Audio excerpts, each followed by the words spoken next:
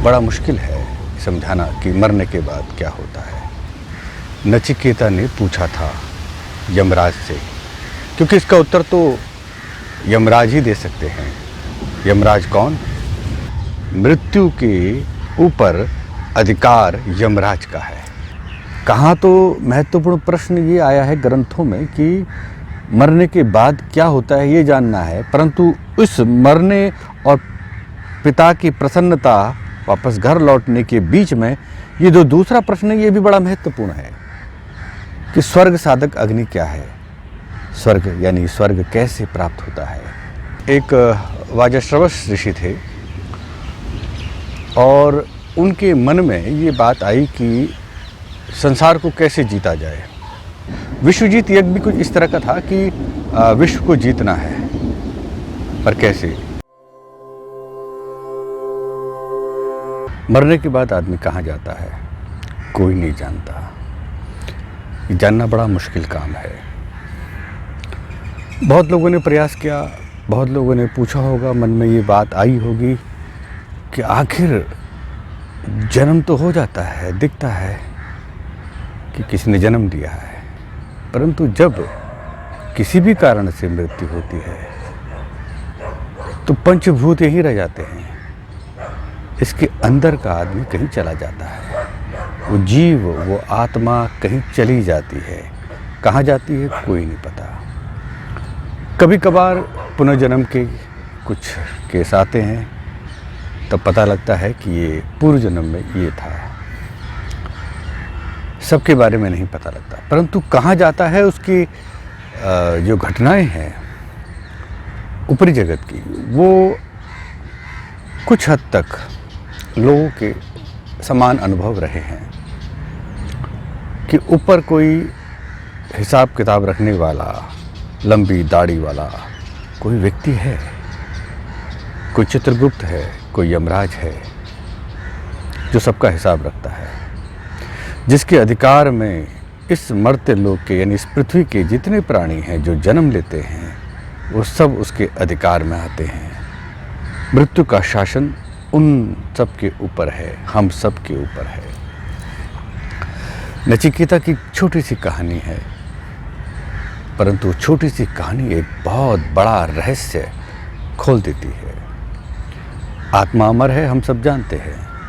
भारत में गीता का अध्ययन करने वाला, गीता को सुनने वाला, भगवान कृष्ण की गीता उपदेश को श्रवण करने वाला ये जानता है कि आत्मा अमर है।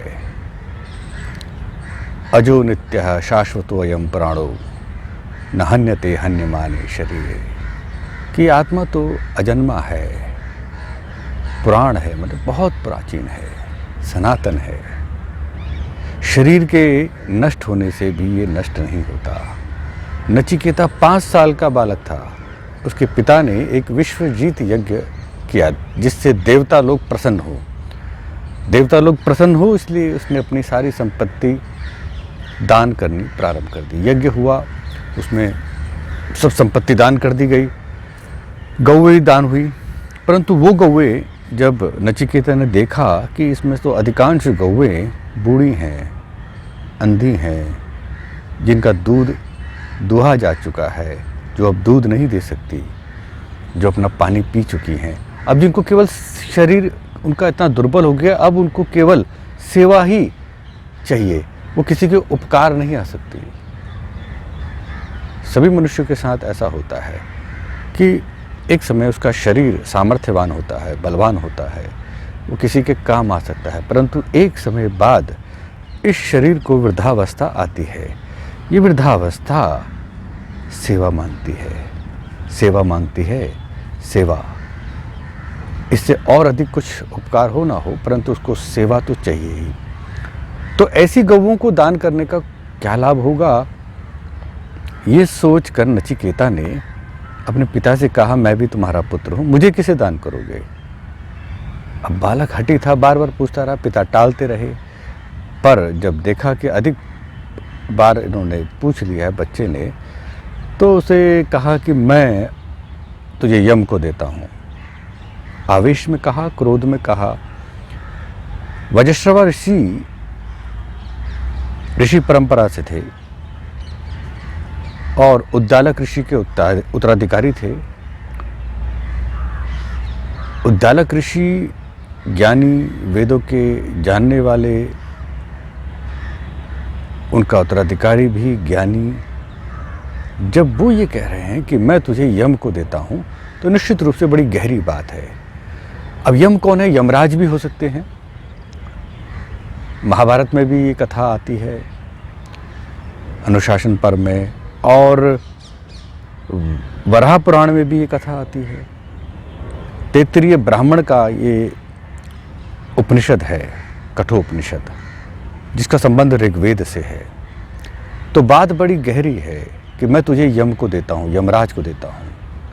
मृत्यु वै आचार्य, कि यम को आचार्य मानते हुए, मृत्यु को आचार्य मानते हुए भी इस प्रसंग को समझा जा सकता है।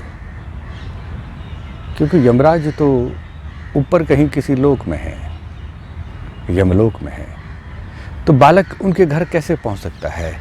तो निश्चित रूप से ये भी हम समझ सकते हैं कि दो तरह से आप इस बात को समझिए कि यमराज, जिसका शासन इस पूरी पृथ्वी पर है, हमें उस स्तर पे भी समझना है। और आचार्य जो होता है, वैदिक परंपरा में माता बच्चे को एक बार जन्म देती है और आचार्य उस बालक को विद्या अध्ययन कराकर, उसके गुणों को विकसित करके, उसकी कमियों को हटाकर, उनके अवगुणों को नष्ट करके उसको गुणवान बनाता है। तो वो भी आचार्य है, वो भी दूसरा जन्म देता है। आचार्य के गर्भ से भी विद्यार्थी का जन्म होता है, एक श्रेष्ठ मनुष्य के रूप में। तो उस दृष्टि से आचार्य एक मृत्यु है। जैसे मृत्यु, जब कोई मरता है तो उसको एक नया जन्म भी देती है। यही प्रश्न इसमें उठा है। प्रश्न बड़ा साधारण सा है कि मरने के बाद क्या होता है। अब इस प्रश्न से पहले जो नचिकेता के साथ हुआ कि वो यमराज के वहाँ गए, तो यमराज वहाँ नहीं थे जहाँ यमराज रहते थे। तो और जो आचार्य रहते थे, ब्राह्मण थे, उन्होंने नचिकेता से पूछा कि वो बाहर गए हुए हैं, तुम यहीं विश्राम करो, कुछ भोजन करो, कुछ जलपान करो। परंतु नचिकेता के मन में ये था कि बस मुझे तो यम से मिलना है और कुछ प्रश्न हैं, कुछ जिज्ञासा है, वो जाननी है, और वो प्रश्न जानना जरूरी है। तभी उनके पिता का जो आदेश हुआ वो पूरा होता। 3 दिन तक वो भूखे रहे, प्यासे रहे, प्रतीक्षा करते रहे। और जब यमराज आए तो देखा कि ब्राह्मण बालक 3 दिन से अतिथि के रूप में यहाँ पड़ा है और ना कुछ खाया है, ना कुछ पिया है। तो इस बात को ध्यान में रखते हुए यमराज ने कहा, हे नचिकेता, मुझे पता चला कि तुम 3 दिन तक तुमने कुछ नहीं खाया पिया। अतिथि कहीं भूखा रह जाए तो ये बड़ा पाप लगता है। तुम 3 वर मांगो मुझसे, जिसे तुम्हारी प्रसन्नता हो। नचिकेता ने पहला वर मांगा कि जब मैं आपसे मिलकर, आपसे अध्ययन कर, आपसे सीख कर, जिस उद्देश्य के लिए आया हूँ, जब मैं वापस लौटूं तो मेरे पिता प्रसन्न हो मुझे देखकर। क्योंकि जब मैं यहाँ आया था तो वो बड़े नाराज थे, बड़े क्रोधित होकर, आवेश में आकर उन्होंने कहा कि जा, मैं तुझे यम को देता हूँ, जाओ यमराज के पास जाओ। तो मेरी किसी बात से, किसी व्यवहार से वो प्रसन्न नहीं थे। जब मैं लौटूं तो मेरा पहला वर यही है कि मेरे पिता प्रसन्न हो, मैं उनको देखकर प्रसन्न हूँ, वो मुझे देखकर प्रसन्न हो कि बालक मेरा मृत्यु के मुख से छूट कर आया है।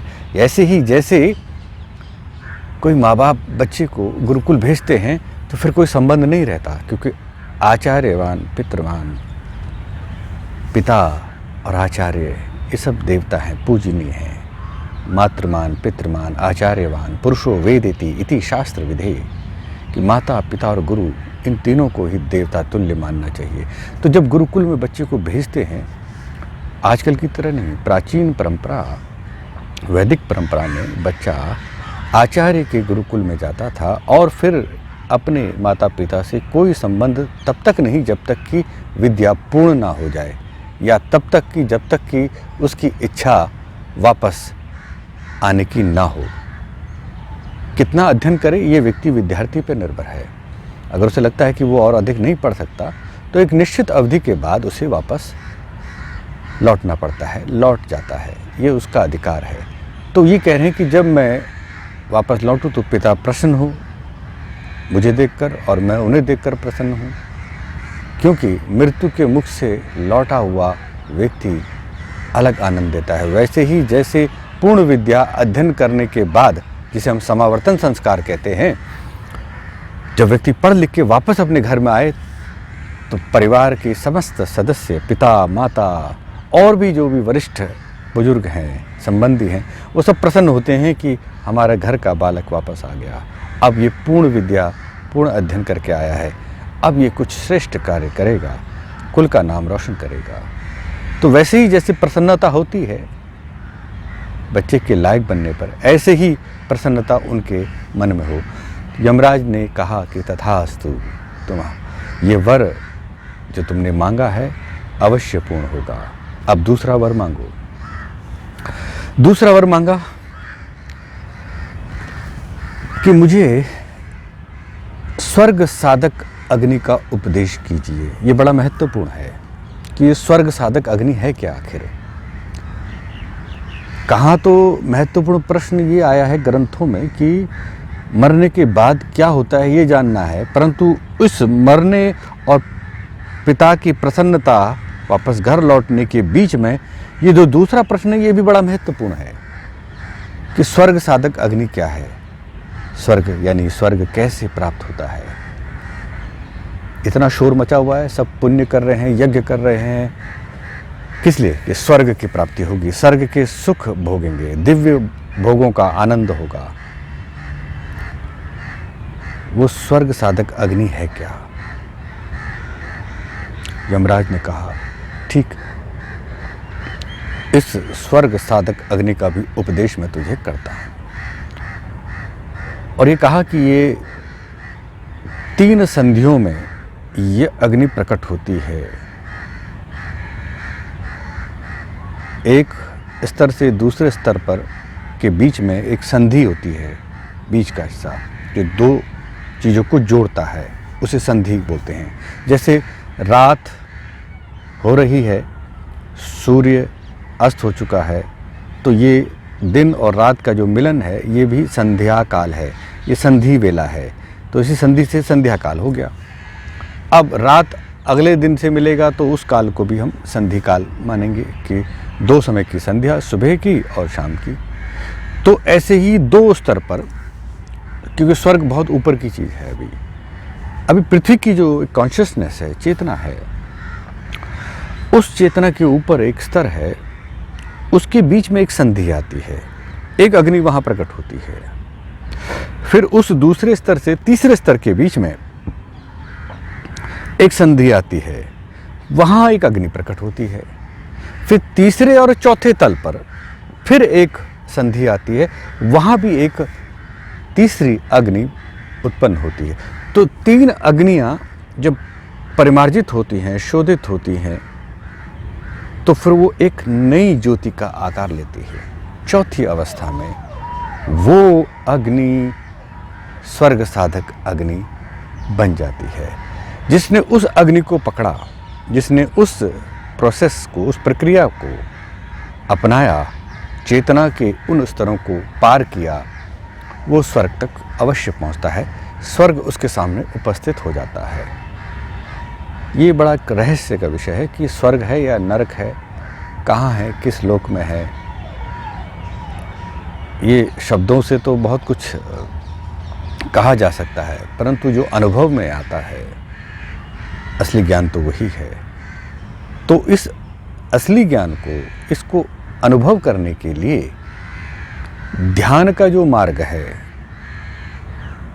साधना का जो मार्ग है, उस मार्ग की विधि ही यमराज बता रहे हैं कि जैसे जैसे उन्होंने बताया कि इस पूरे महल को खड़ा करना है तो जो जो ईंट लगनी है, यानी कोई स्ट्रक्चर बिल्डिंग बननी है तो ईंटें तो लगेंगी, शिला लगेगी, टाइल्स तो लगेंगी। तो जो जो टाइल्स लगनी है, कैसे उसको पूरा बिल्ड करना है जिस पर आप स्वर्ग साधक अग्नि उस हायर लेवल की स्टेज को प्राप्त करो, तो उसके विषय में एक एक ईंट बताई, यानी एक एक स्टेप, एक एक चीज। फिर नचिकेता से पूछा कि जो जो सिखाया है वो बताओ। तो नचिकेता इतना एकाग्र था, इतना समर्पण था कि जैसे जैसे यमराज ने उस स्वर्ग साधक अग्नि के विषय में बताया वैसा वैसा उसने दोहरा दिया। यानी उसने अच्छी तरह समझ लिया। पूर्ण मनोयोग से जब ये आध्यात्मिक ज्ञान हो रहा था तो दो के बीच में जो संबंध था, एक कहने वाला और दूसरा सुनने वाला, एक डिलीवर कर रहा है, दूसरा उसे ग्रहण कर रहा है, एक अध्यात्म के स्वर्ग के रहस्य को बता रहा है कि कैसे इस लोक से ऊपर के लोग श्रेष्ठ हैं, कैसे आप अपनी चेतना को धीरे धीरे ऊपर उठाकर ऊर्ध्व मार्गी, ऊर्ध्वरेता हो सकते हैं। गंभीर व्याख्यान हो रहा है तो पूरे मनोयोग से उसने ग्रहण कर लिया। यमराज प्रसन्न हो गए कि ये बालक श्रेष्ठ पात्र है। अभी उन्हें ही नहीं पता कि तीसरा प्रश्न क्या होगा।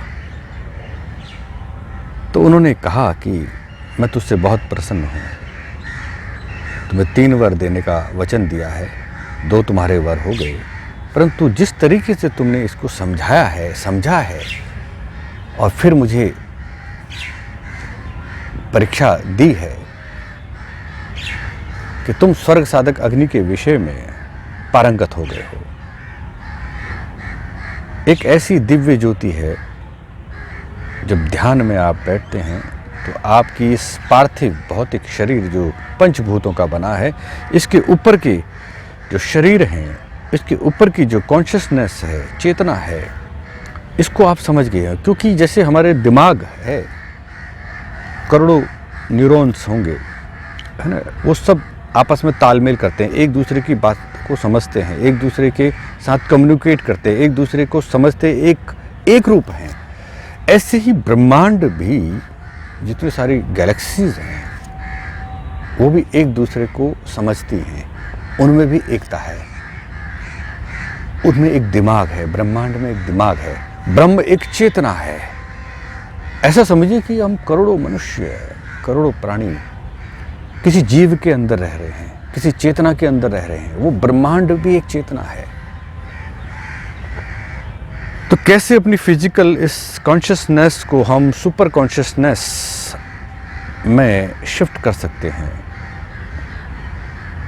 जिसने थोड़े को नहीं बहुत को चाहा, ब्रह्मांड में जो कुछ है वो सब कुछ उसके आगे उपस्थित हो जाएगा, यदि उसकी अपनी कॉन्शियसनेस, क्योंकि शरीर की सारी प्रॉपर्टी आपके दिमाग के पास है। जब तक दिमाग आपका साथ दे रहा है, कॉन्शियसनेस है, आप इस शरीर का पूरा इस्तेमाल कर सकते हैं, पूरी कंट्रोल कर सकते हैं। ये बात और है कि शरीर के अंगों को समझना आसान है, परंतु दिमाग को समझना बहुत मुश्किल है। और उस यूनिवर्स के दिमाग को समझना, उस ब्रह्मांड की चेतना को समझना, ये और भी कठिन है। ये कॉन्शियसनेस विराट है, ये टेम्पलेट बॉडीज, जिसे पूरा टाइम चक्र चल रहा है। सूर्य समय पर उदित होता है, समय पर अस्त होता है। दिन, सप्ताह, महीना, पक्ष, चंद्रमा का शुक्ल पक्ष, कृष्ण पक्ष, फिर मासिक चक्र, फिर संवत्सर यानी साल, फिर ऐसे युग, ये सब टाइम फ्रेम एक बहुत सुगठित तरीके से, और ये ब्रह्मांड की ही चेतना है, ब्रह्मांड का ही दिमाग है, जो बिल्कुल टाइम का पंचुअल है। टाइम से सब नक्षत्र, सब ग्रह टाइम फ्रेम को सेट कर रहे हैं। तो स्वर्ग साधक अग्नि ये है कि वो आपकी चेतना को इस विराट चेतना के साथ मिलाती है। फिर इस विराट चेतना में जो कुछ भी सुख है, जो कुछ भी श्रेष्ठ है, गुण है, उन गुणों के साथ आप कनेक्ट होते हैं, फिर जो आनंद की अनुभूति होती है, आप समझ सकते हैं कि स्वर्ग साधक, स्वर्ग की अग्नि भी वही है कि संकल्प मात्र से इच्छा पूर्ति हो जाए। इस जगत में जो कुछ है वो टेम्परेरी है, इसे ऐसा कहते हैं कि अनित्य है, नित्य नहीं है। नित्य मतलब परमानेंट, अनित्य मतलब आज है वो कल चेंज हो सकता है, आज है वो कल नहीं होगा, परसों नहीं रहेगा, कुछ समय के लिए है। परंतु जो चला गया उसको आप पकड़ नहीं सकते, क्योंकि भूत में आप जा नहीं सकते, भूतकाल यानी पास्ट में आप जा नहीं सकते, फ्यूचर में आप जल्दी जा नहीं सकते। तो स्वर्ग साधक अग्नि, स्वर्ग ऐसा है कि जहाँ पर शायद कोई फ्यूचर नहीं है, कोई पास्ट नहीं है, जो कुछ है प्रेजेंट है। जिसकी इच्छा हो रही है वो इच्छा उसकी पूरी हो रही है। तीसरे प्रश्न से पहले एक बात और समझिएगा, जब नचिकेता के इस व्याख्यान से जो कुछ सिखाया था, उसने समझ लिया था, उसे अच्छी तरह समझा दिया, दोहरा दिया गुरु के आगे, तब यमराज प्रसन्न हुए। कहा कि आज से ये जो अग्नि है, जो 3 संधि में उत्पन्न होती है और उनका एक कलेक्टिव फॉर्म में, एक चौथी अग्नि के रूप में, एक ब्राइट लाइट, एक दिव्य ज्योति के रूप में जो साधक का मार्गदर्शन करती आई है, आज से ये अग्नि, स्वर्ग साधक अग्नि तेरे नाम से जानी जाएगी। त्रिणी नचिकेता अग्नि, आज से इसका नाम नचिकेता अग्नि होगा। नचिकेता शब्द को भी अगर हम समझें कि नचिकेता, लोग इसको इस तरह से भी करते हैं कि न का अर्थ निषेध भी होता है, चित्त का अर्थ चित्त भी होता है, जो संसार में फंस गया उसका निषेध, और केता, केतस का अर्थ होता है मुक्त, चित्त को संसार में ना फंसाकर केतः, केतस, केतु, मुक्ति की ओर, ऊंचाई की ओर ले जाने वाला जो है उसका नाम नचिकेता है। तो आज से ये अग्नि तेरे नाम से जानी जाएगी, ये दूसरा वर मैंने तुझे दिया, समझा दिया। ह्यूमन ब्रेन कोई भी शेप ले सकता है, किसी भी चीज को एंजॉय कर सकता है। ये हमारा ब्रेन है, जैसे विचारों का इनपुट उसमें हम डालेंगे वैसे ही दिमाग शेप लेता है।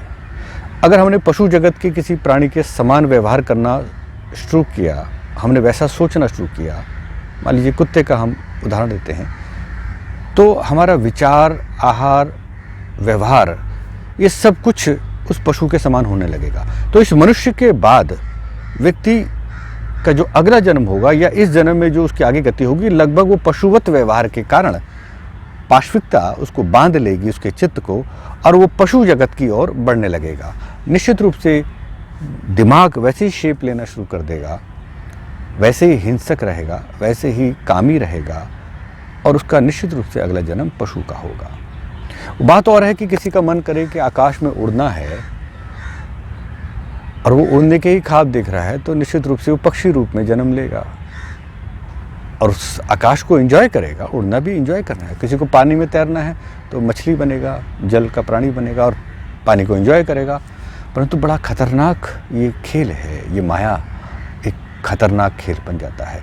आप जा सकते हैं नीचे की योनि में, क्योंकि मनुष्य के ऊपर श्रेष्ठता है, मनुष्य के नीचे पाश्विकता है, पशु लोक है, पक्षी लोक है, कीट पतंग तिर्यक योनियाँ हैं, सर्प, बिच्छू, चींटे इत्यादि। नीचे आप जा सकते हैं, परंतु वापस कैसे लौटाएंगे? क्योंकि ये मनुष्य के अंदर जो चेतना है, ये आपको आध्यात्मिक चेतना और यूनिवर्स की चेतना से पार ले जा सकती है। परंतु अगर माया के खेल में इसको एंजॉय करने लगेंगे तो आप नीचे के धरातल में माया में फंस जाएंगे। फिर कितने युगों में, कितने वर्षों में जाकर आपकी चेतना मोह भंग होगा और आपकी चेतना ऊपर उठने का प्रयास करेगी। कितना समय बीत जाएगा, उतने समय तक आप इस समय के चक्र में, बार बार के जन्म मरण के चक्र में फंस जाएंगे।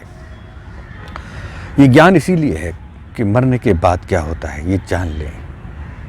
मरने के बाद 3 प्रकार की गतियाँ होती हैं। अभी प्रश्न हुआ नहीं है,